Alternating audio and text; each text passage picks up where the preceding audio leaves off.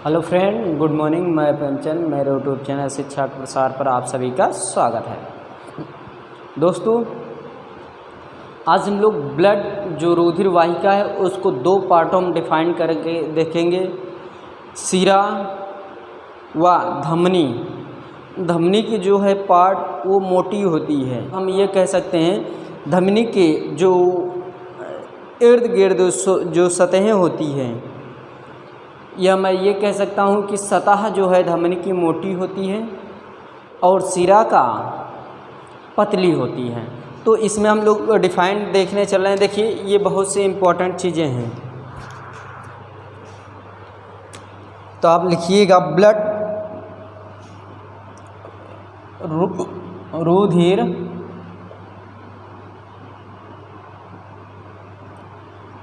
वाहिका।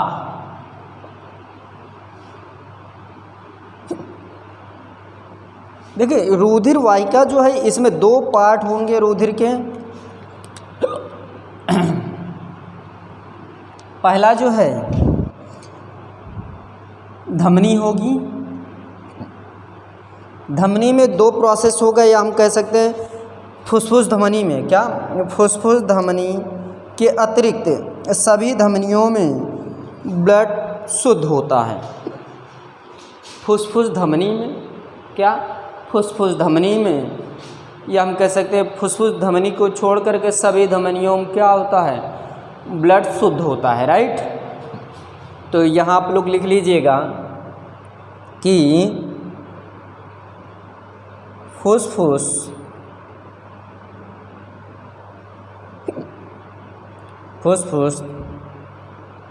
धमनी के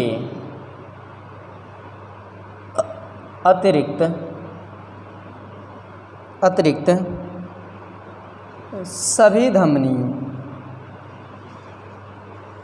सभी धमनी में शुद्ध रुधिर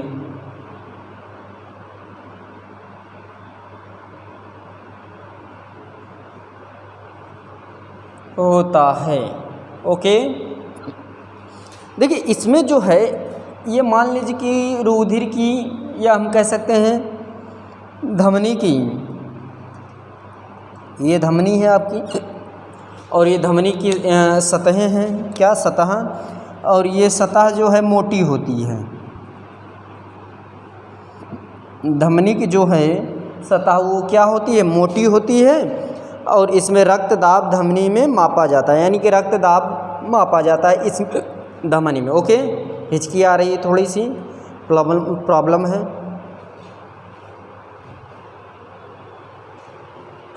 देखिए, अब इसमें जो है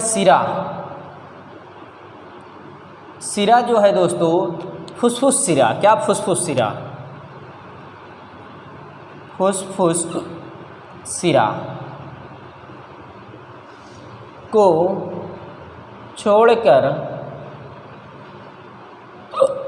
छोड़कर सभी सिरों में अशुद्ध रुधिर होता है। इतनी बात क्लियर? देखिए, ये कुछ पार्ट हैं। देखिए, इसमें जो होगा इसकी सतह क्या होगी? पतली होगी। इसकी सतह पतली होगी शिरा की, और धमनी की जो सतह है वो मोटी होगी। क्या? धमनी की सतह जो है वो मोटी होगी और शिरा का सतह पतला होगा। इतनी बात क्लियर? इसको रफ किया जाए। देखिए, मैं कुछ इम्पोर्टेंट प्रश्न लिखवा देता हूँ शॉर्ट में, ऑब्जेक्टिव टाइप से। रफ किया जाए।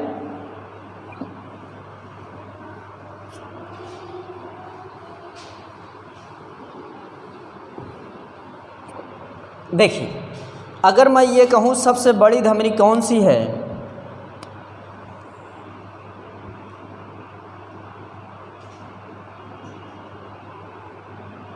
सबसे बड़ी धमनी सबसे बड़ी धमनी वो महाधमनी होती है। क्या? कौन सी धमनी होती है? महाधमनी होती है। इतनी बात क्लियर? अगर मैं ये कहूँ सबसे बड़ा सिरा कौन सा होता है, या सिरे सबसे बड़ी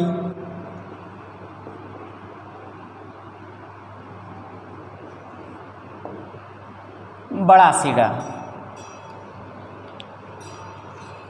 तो इसको हम लोग क्या कह सकते हैं? निम्न महाधमनी। निम्न महाधमनी। ये जो निम्न यहाँ महाशिरा होगा, महाशिरा होगा, तो इसको थोड़ा ध्यान दीजिएगा। किस लिए ये प्रश्न इम्पोर्टेंट है, इसको मैं थोड़ा विस्तार रूप से अभी बताता हूँ। जैसा कि मेरे कहने के ये अर्थ है कि ये जो निम्न महाशिरा है ये सबसे बड़ा सिरा है, और इसमें बहुत ही इम्पोर्टेंट चीज़ें हैं। मतलब लॉन्गेस्ट जो है हमारा सिरा, ये हम सैफेनस सिरा कहते हैं। इसका दूसरा नाम है सैफेनस, सैफेनस सिरा।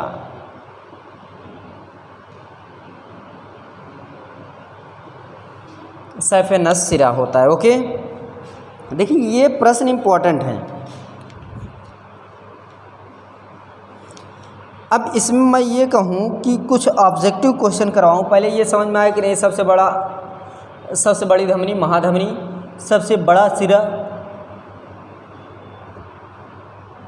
निम्न महाशिरा या सैफेनस सिरा होता है।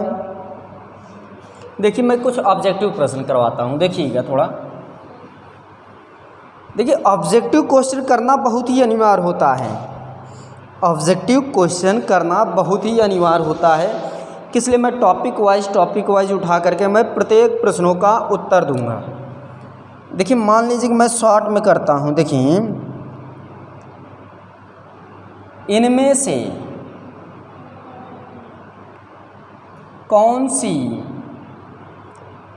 कौन सी रुधिरवाहिका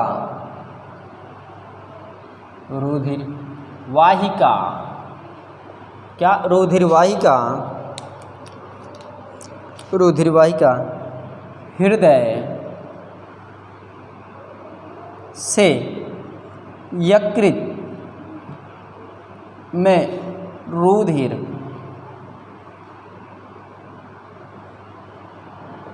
ले जाती है? क्या ले जाती है? ओके, पहला है, ध्यान दीजिए कि बहुत इंपॉर्टेंट चीज़ें हैं। पहला आपका रहेगा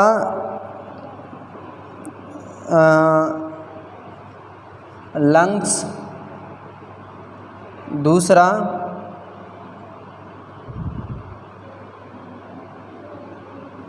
वृक्क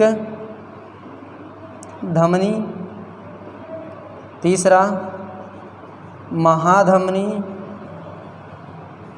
चौथा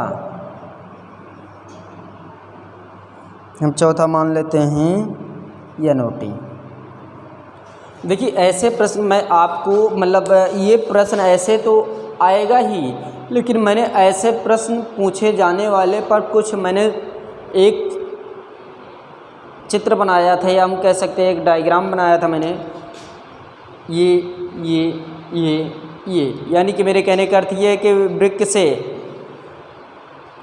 धमनी तक ले जाने में कौन कार्य करता है, या हम कह सकते हैं वृक्क से ऑर्गन्स तक ले जाने में कौन कार्य करता है। ये मैंने सभी प्रत्येक चीज़ों पर मैंने डिस्कस किया, और उसको आप लोग क्या करिए, पेज को पलटिए।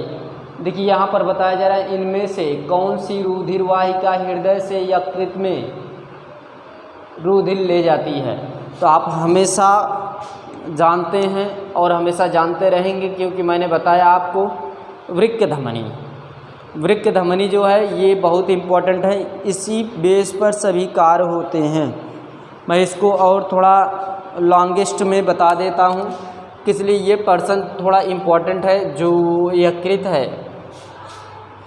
इस पर मैं पहले कुछ इम्पोर्टेंट चीज़ें लिखवा देता हूँ, जैसे कि कौन से हार्मोन्स हमारे धड़कनों को उत्पन्न करता है, कौन सा हार्मोन्स हमारे धड़कनों को उत्पन्न करता है। तो आप देखिएगा उसको एड्रेनालिन,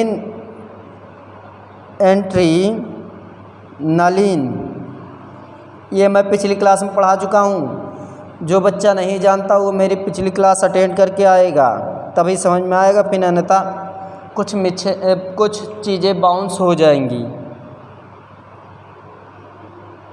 ये बताइए अबुट ये कौन सी ग्रंथि को स्रावित करता है?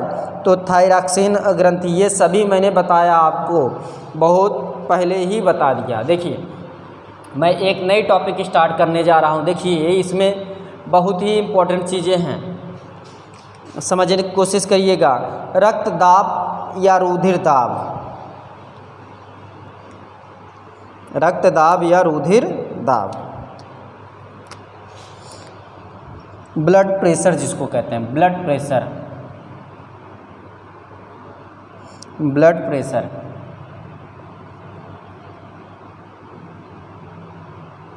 क्या? Blood pressure.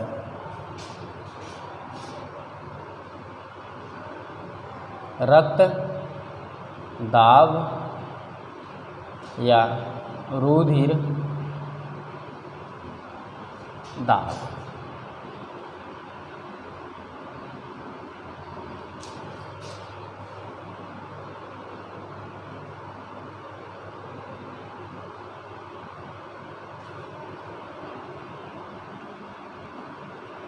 देखिए ये इम्पोर्टेंट चीज़ें, हाँ ऐसे ही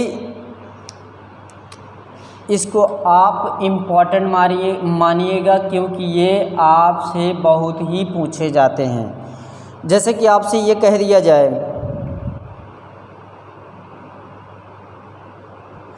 हम कहते हैं, मान लीजिए कि ये रुधिर इससे क्या होता है, स्रावित होता है, राइट। रक्त दाब बोला जा रहा है किसे कहते हैं, मैं ये इसकी डिफिनेशन बताने जा रहा हूँ।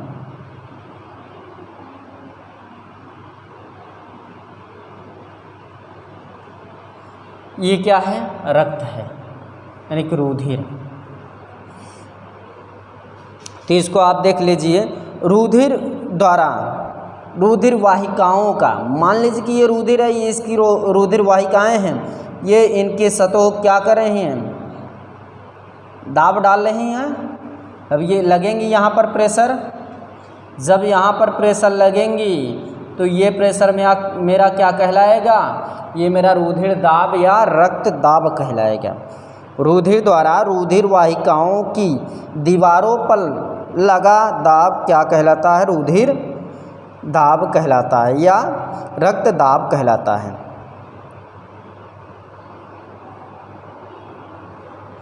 अब देखिए रक्त दाब, मान लीजिए कि रक्त दाब मापने के लिए कौन सा यंत्र इस्तेमाल करते हैं। तो देखिए ये भी समझ लीजिए, मान लीजिए कि मैं कहता हूँ रक्त दाब के लिए, रक्तदाब के लिए, रक्तदाब के लिए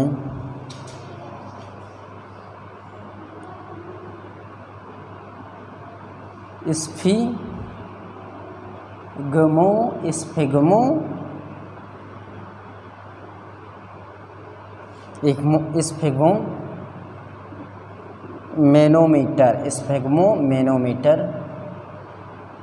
का इस्तेमाल पर लगा, या हम कह सकते हैं इस्तेमाल किया जाता है। ओके, स्फेग्मोमेनोमीटर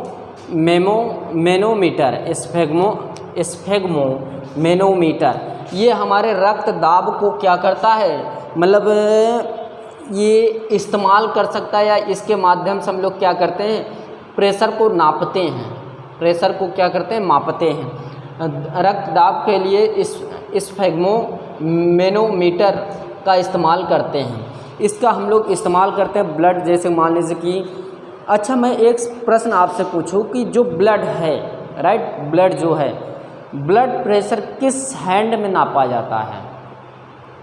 मैंने आपको पिछली भी क्लास में पढ़ा चुका हूँ।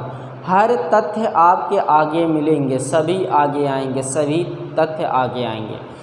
देखिए ये जो है रक्त दाब जो है, इसको स्फेग्मोमेनोमीटर से क्या किया जाए, स्फेग्मोमेनोमीटर से क्या किया जाता है, मापा जाता है। तो ये आपका जो रक्त दाब नापा जाता है वो आपका लेफ़्ट पोजीशन यानी कि लेफ़्ट हैंड से क्या किया जाता है, या हम कह सकते हैं लेफ़्ट हैंड में मापा जाता है हमेशा, क्योंकि यह हमारे धड़कन या हम कह सकते हैं दिल के या हम कह सकते हैं हृदय के पास है ये हैंड। तो ये मुख्य कारण है, ये आप थोड़ा लिखते चलिए, किस लिए बहुत ही इम्पोर्टेंट है। अगर मैं ये कहूँ, देखिए सबसे इम्पॉर्टेंट चीज़, ये तो रही बात की बात, अब मैं एक चीज़ बताने जा रहा हूँ। देखिए सबसे पहला प्रश्न देखिए बहुत ही इम्पोर्टेंट है, आप इसको जितना डिस्कस करेंगे उतना ही बेटर रहेगा।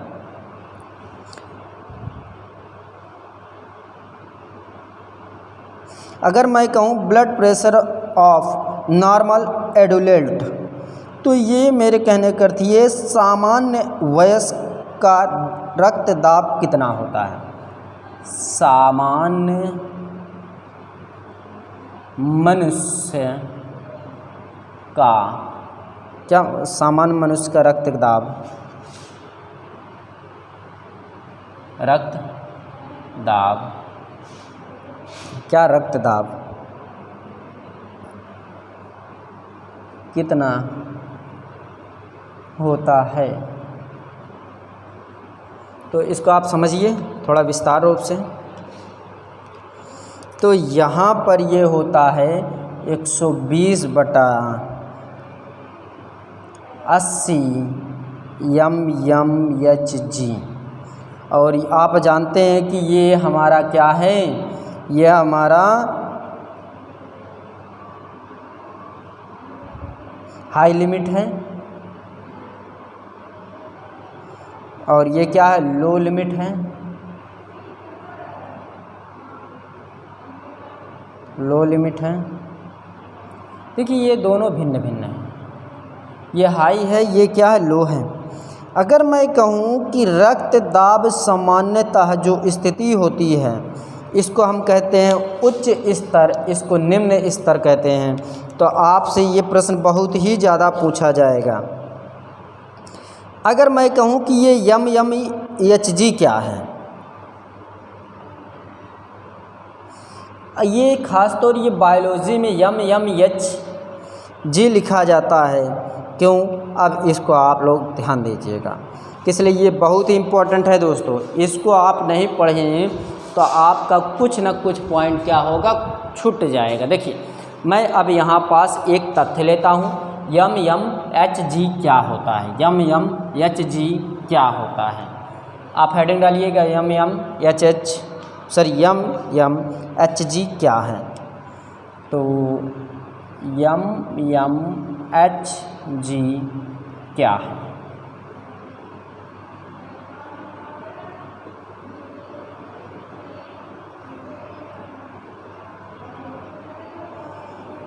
अब देखिए मान लीजिए कि मैं कोई पारा लेता हूँ, राइट, क्या पारा लेता हूँ, मैंने कोई पारा लिया,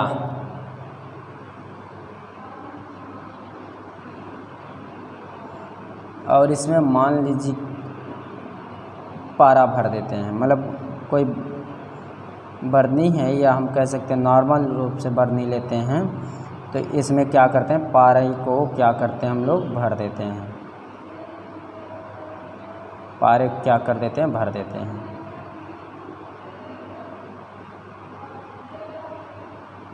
इसमें मैंने पारा भर दिया, और ये पारा Hg होता है क्या, ये जो पारा होता है ये मेरा Hg होता है। क्लियर, ये जो हमारा 120/80 था mmHg, ये हमारा क्या है, अब समझिए क्या है। देखिए, जब इसमें प्रेशर लगाएं यानी कि दाब मैं लगा रहा हूँ तो यह 1 mm ऊपर गया तो 1 mm बोलेंगे, यानी कि इस पर जब मैं फोर्स लगाऊंगा, इस पर जब मैं फोर्स लगाऊंगा तो 1 mm गया, तो इसको मैं किस में बदल सकता हूँ, या मैं ये कह सकता हूँ इसको 1 mmHg। अब mmHg कैसे हुआ, तो इसमें लगने वाला प्रेशर 1 mm गया, तो mm में क्या है उपस्थित, किस पर आप फोर्स लगा रहे हैं, Hg पर। Hg किस में कन्वर्ट हो जाएगा, मतलब Hg mm के साथ क्या हो जाएगा, मिश्रण हो जाएगी या बदल सकता है। इतनी बात क्लियर। अगर मैं ये कहूँ कि ये क्या है मेरा, ये एक मरकरी है, क्या है मरकरी, और मरकरी मैंने क्या भरा, आपका पारा, और पारा जब मैंने पारा भरा तो इसमें 1 mm ऊपर गया, और 1 mm को बोलते हैं 1 mmHg, राइट। तो इसका एक नॉर्मल सा सूत्र है, इसको आप लिख लीजिएगा। तो इसको पहले मैं रफ करता हूँ। देखिए, इसको मैं हाई लिमिट कह सकता हूँ, हाई लिमिट, जिसको उच्च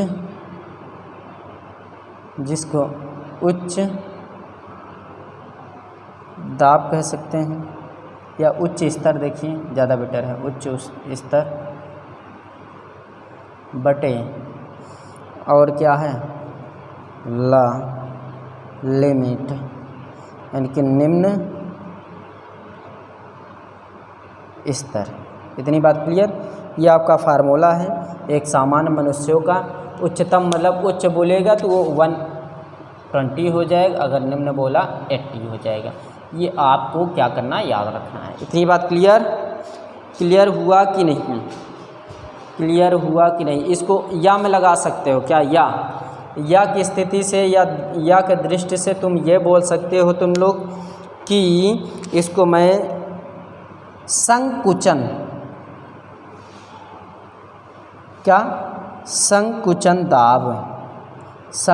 दाब बटे क्या होता है,